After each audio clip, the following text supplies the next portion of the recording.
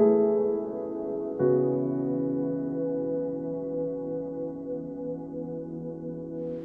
goal on this hike was to camp up at the Lake Unkown, but to make things clear, I didn't make it that far due to a lack of time, energy and experience. Nevertheless, this hike was a good challenge, since it was my first time camping in New Zealand's backcountry. The route I chose to take started at the Rockburn shelter and took me over the Sugarloaf Saddle into the Rockburn valley.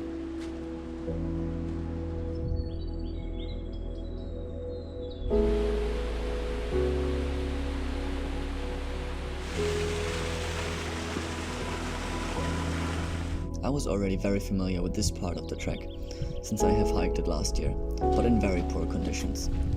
The Sugarloaf Saddle trek is one of New Zealand's backcountry treks, and therefore requires a higher level of fitness because of more technical sections, including small climbs and mud pools, to which I will come back later.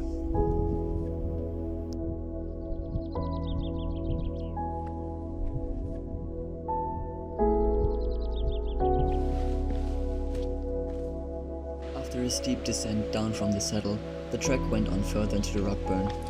The reason why so many places are ending on burn in this area is because of the first Scottish settlers. Burn is another word for a fast-running stream.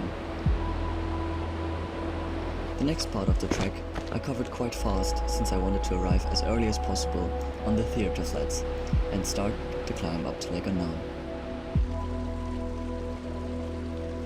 I didn't take much footage of my climbing attempt, except this part in the middle of bashing my way through the bush, and the highest point I reached before I went back down the way I came. Later, looking back, I realized that I made it halfway up, but I was too exhausted to push further up. On my way down, I collected all sorts of sticks, leaves and rocks. Not intentionally, but in my shoes and under my clothes. So once I arrived on the theatre flats again, I set up camp and cleaned off the dirt.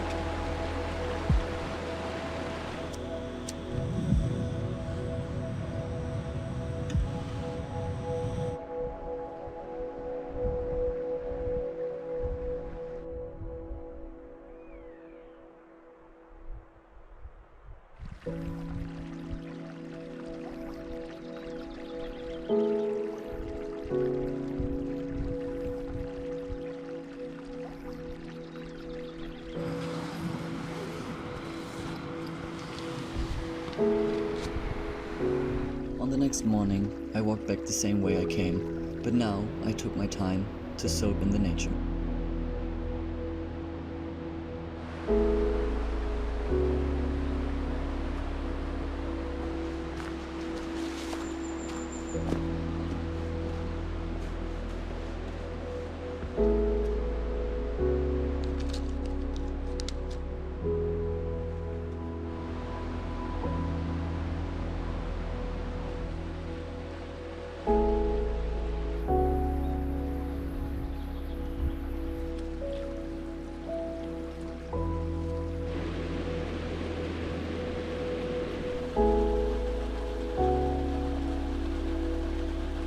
This part stood out, where the floor of the forest was covered by fine gravel, which must have been washed up there on the last flood.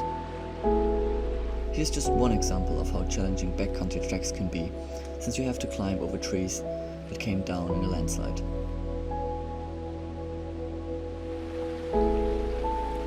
Remember the mud pool I mentioned earlier? Almost at the end of my hike, I slipped in one of them with my right foot.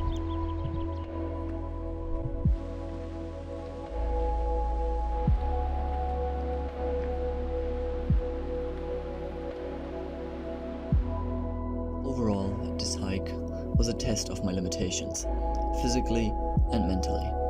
The constant adrenaline on my way up that ridge got to me at some point where I had to draw the line and turn around.